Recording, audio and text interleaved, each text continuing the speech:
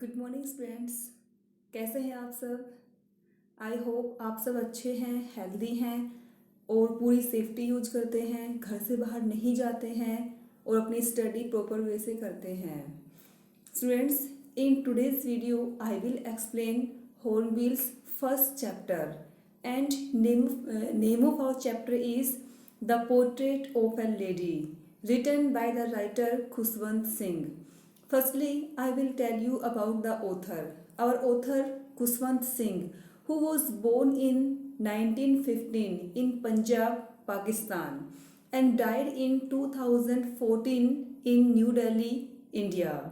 He was Indian author, diplomat and journalist, and he was also awarded by Padam Vibhushan in 1974 and Padam Vibhushan in 2007. Now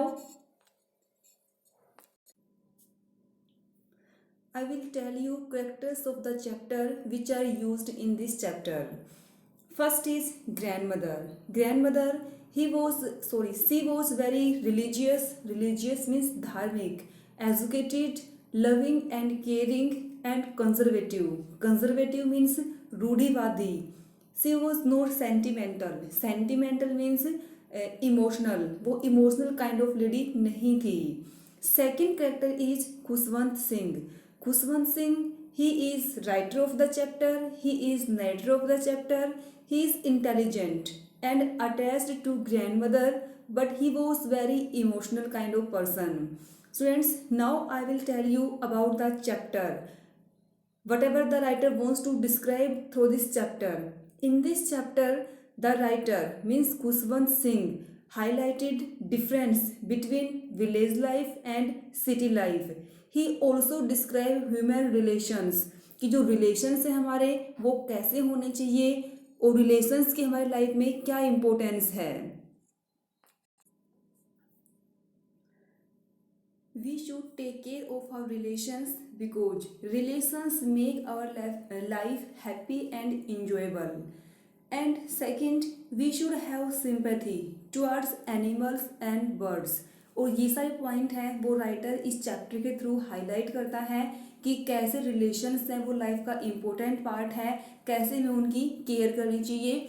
और next village life और city life की दोनों ही life है, उनमें क्या difference है, क्योंकि पहले तो नरेटर है वो विलेज में होता है, उसके बाद वो सिटी में शिफ्ट हो जाता है. तो और साथ ही वो अपने जो ग्रैंडमदर है उनकी डेथ का मूविंग सीन है वो भी डिस्क्राइब करता है, क्योंकि इस चैप्टर में ग्रैंडमदर और ग्रैंडसन खुशवंत सिंह और उनके ग्रैंडमदर को बहुत ही हार्ट टचिंग वे से हाईलाइट किया गया है. तो चलो अब हम चैप्टर की रीडिंग स्टार्ट करते हैं.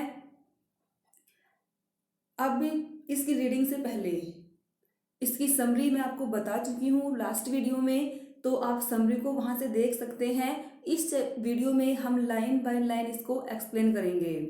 तो चलो शुरू करते हैं. My grand mother, like everybody's grand mother, was an old women. Grand mother जैसे कि हर किसी की ग्रैंड मदर होती है वो ओल्ड ही होती है, वैसे ही खुशवंत सिंह है उनकी ग्रैंड मदर है वो भी बहुत ही ओल्ड हैं. She had been old and wrinkled for the 20 years that I had known her. Khushwant Singh उसको 20 ईयर्स से जानते हैं और वो 20 ईयर्स से बिल्कुल ऐसी है, उसका फेस है वो फुल ऑफ रिंकल्स है. She was as old as she could. People said that she had once been young and pretty. People क्या कहते हैं कि वो कभी यंग थी और प्रीटी थी. ऑब्वियसली होगी भी, क्योंकि हर कोई यंग होता है बाद में ओल्ड होता है. And had even had a husband, और ये कहते हैं कि उसके हस्बैंड भी थे.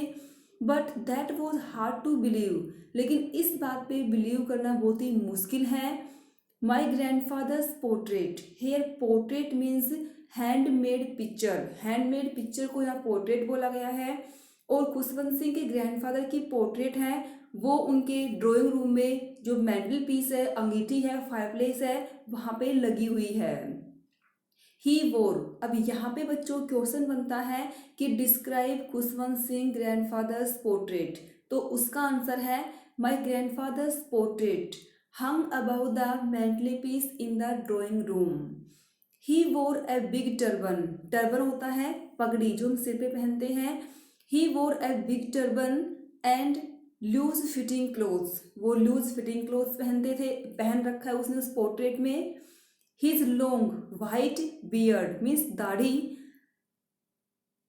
Covered the best part of his chest, उसकी जो बियर्ड है उसने उसकी चेस्ट के मोस्ट ऑफ पार्ट को कवर कर रखा है। And he looked at least 100 years old, और वो लगभग 100 साल के दिख रहे हैं। He didn't look the sort of person who would have a wife और चिल्ड्रन, वो इस टाइप के पर्सन नहीं दिख रहे कि उसके वाइफ और बच्चे होंगे। तो कैसा दिख रहे हैं वो? He looked as if he could only have loads and loads of grandchildren, वो ऐसा लगते हैं जैसे कि उनके बहुत सारे पोते पोतियां हों, मीन्स वो अपनी एज से बड़े दिख रहे हैं। As for my grandmother, और जहाँ तक उनकी ग्रैंड मदर का सवाल है, being young and pretty the thought was almost revolting, और ये थॉट है बिल्कुल ही अपोजिट दिखता है।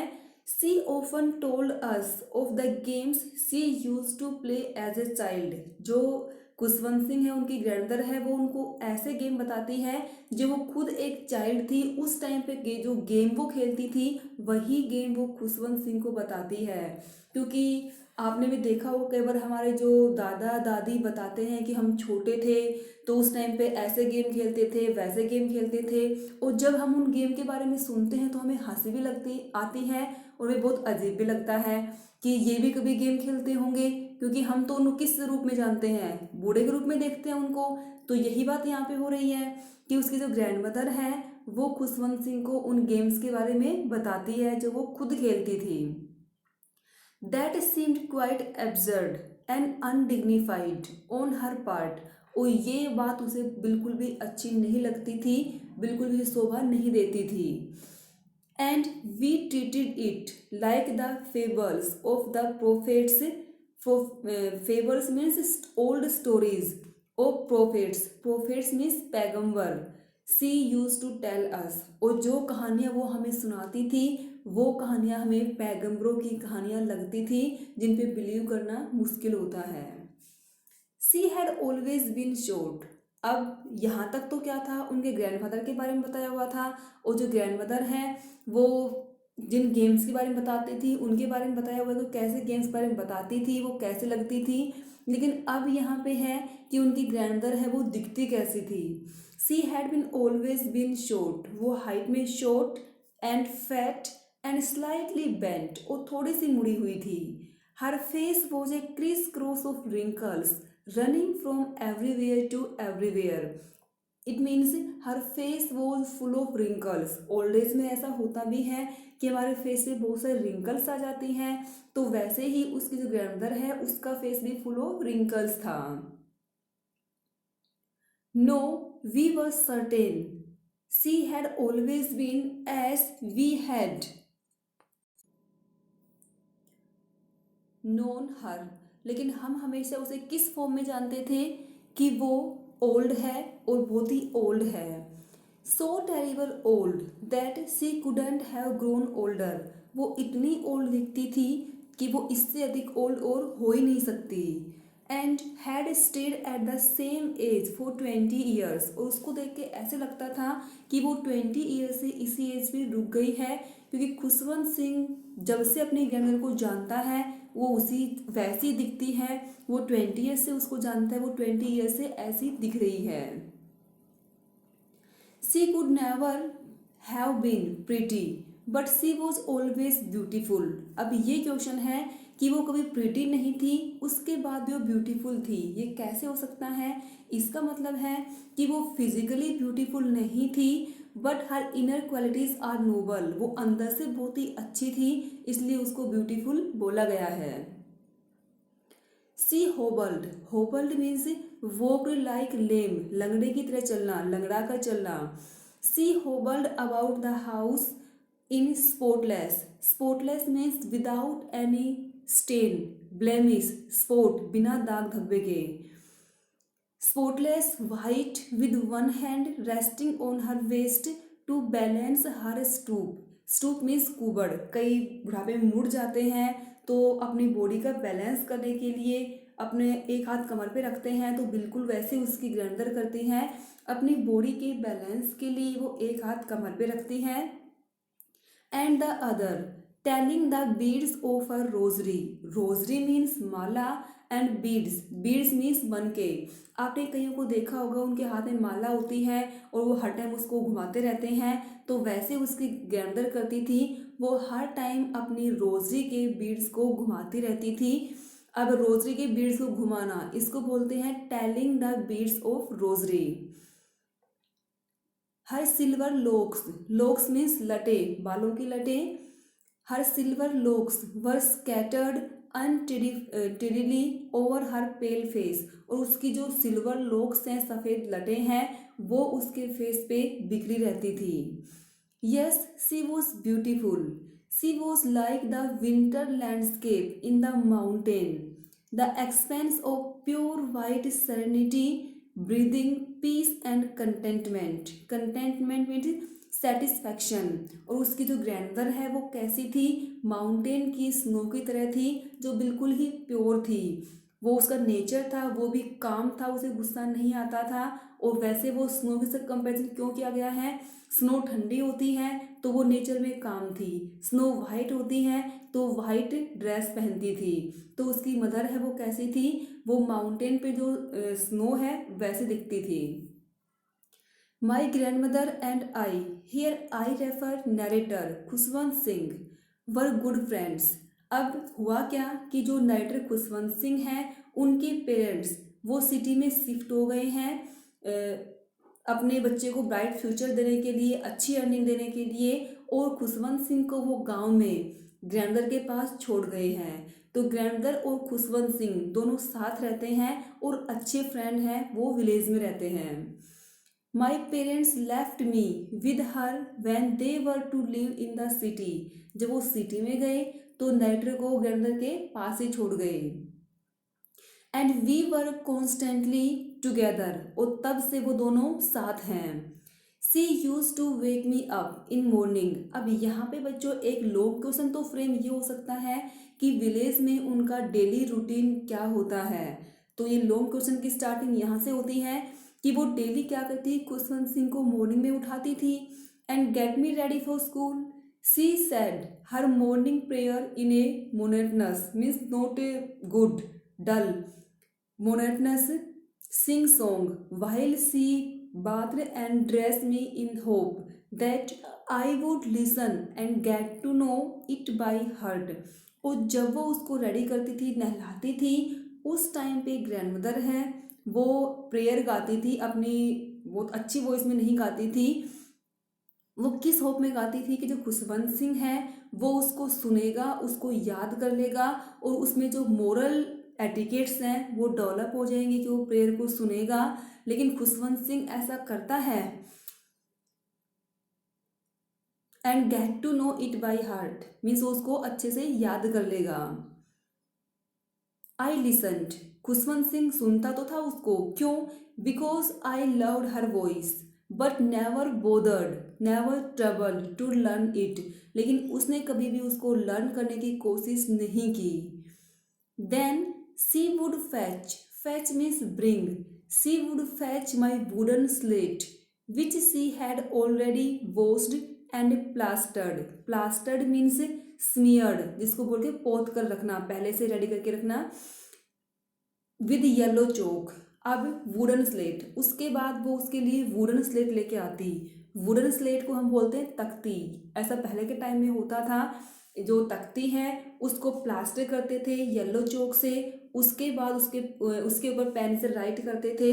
तो वही वुडन स्लेट की बात हो रही है यहाँ पे कि जो उसकी ग्रैंडमदर है वो नरेटर के लिए वुडन स्लेट लेके आती, जिसको वो पहले से प्लास्टर करके रखती थी। A tiny earthen ink pot, एक छोटी दवात इंक पोट लेके आती, and a red pen and tie them all in a bundle and hand it to me. उन सबको एक बंडल में बांधती वो और खुशवंत सिंह को हैंड ओवर कर देती। After a breakfast of a thick stale, stale means not fresh, अब यहाँ पे क्वेश्चन है कि उनका ब्रेकफास्ट क्या था, वो ब्रेकफास्ट में क्या लेते थे। तो ब्रेकफास्ट में वो क्या करते कि जो थिक स्टेल चपाती, जो बासी रोटी होती है उसको हम बोलते हैं stale chapati, with little butter, उसी के ऊपर वो थोड़ा सा बटर मक्खन रखते थे, and sugar spread on it, और उसके ऊपर वो चीनी डालते थे, sugar. We went to school, और ये ब्रेकफास्ट लेने के बाद वो स्कूल जाते, ग्रैंडमदर उसके साथ ही स्कूल जाती थी। She carried several steel chapatis with her for the village dogs. गांव में डॉग्स को रोटी डालते हैं, तो वैसे उसकी जो ग्रैंडमदर है जब वो स्कूल जाती थी उसके साथ, तो वो अपने साथ बहुत सारी स्टील चपाती लेती थी ताकि वो डॉग्स को डाल सके। My grandmother always went to school with me, वो हमेशा उसके साथ स्कूल जाती थी। अब यहाँ भी क्वेश्चन फ्रेम हो गया कि वो उसके साथ स्कूल क्यों जाती थी। आंसर जस्ट आगे है, because the school was attached to the temple, उसे टेम्पल में जाना होता था मदर को, तो वो उसके साथ जाती थी, टेम्पल स्कूल से अटैच था। The priest taught us the alphabet and the morning prayer. अब इसी क्वेश्चन के साथ साथ क्वेश्चन ये भी हो जाता है कि जो विलेज में एजुकेशन थी वो कैसी थी, तो कैसी थी विलेज में कि उन्हें प्रीस्ट पढ़ाता था, क्या पढ़ाता था, alphabet and the morning prayer, while the children sat in rows on other side of the verandah. बच्चे हैं वरांदा में दोनों साइड बैठ जाते थे, सिंगिंग इन अल्फ़ाबेट और the prayer in a chorus, और वो ग्रुप में सारे एक साथ है वो प्रेयर को गाते थे। My grand mother said in side reading the scriptures, here scriptures means holy books, जिनको ग्रंथ बोलते हैं, और ग्रैंडमदर है वो अंदर टेम्पल में बैठ के क्या करती थी, जो होली स्क्रिप्चर्स हैं, जो होली बुक्स हैं उनको रीड करती थी। अब यहाँ पे जो ग्रैंडमदर है वो इनको रीड करती थी, इसका मतलब वो एजुकेटेड थी तभी वो रीड कर पाती थी।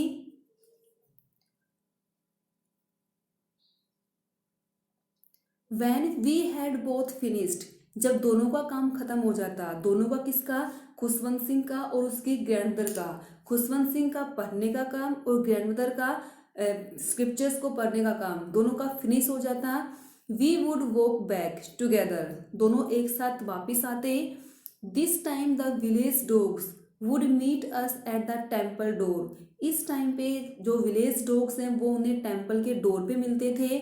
दे followed us to our home growling, growling means grumbling, गुर्राते हुए, and fighting with each other for the chapatis we threw to them, और जो डॉग्स हैं वो आपस में फाइटिंग क्यों करते थे कि जो चपातीज वो डालते थे उनको उनके ऊपर वो झगड़ते रहते थे और घर तक उनके वो पीछे आते थे।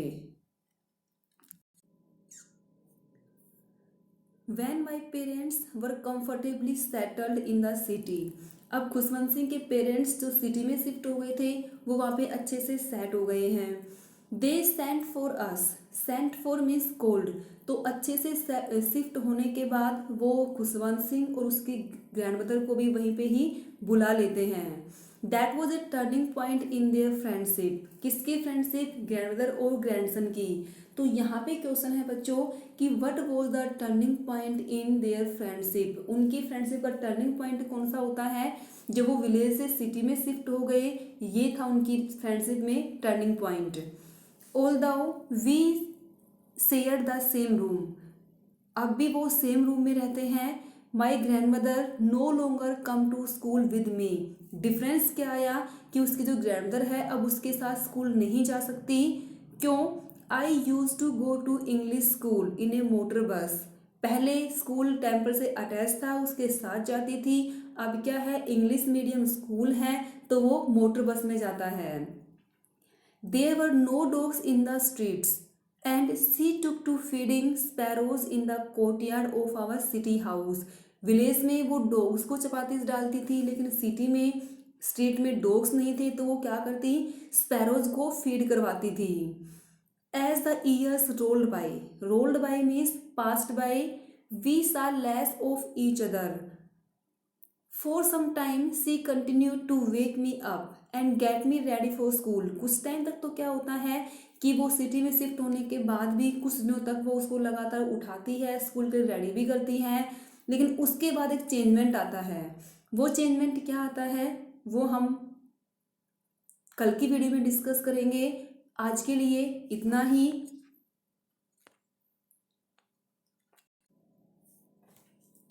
बच्चों चैप्टर को पढ़ के देखना है, क्योंकि चैप्टर है वो काफ़ी इम्पोर्टेंट चैप्टर है, और वैसे भी ये चैप्टर है वो ऐसा चैप्टर है कि जिससे हमें बहुत कुछ सीखने को मिलता है। तो चैप्टर को डीपली रीड करना है।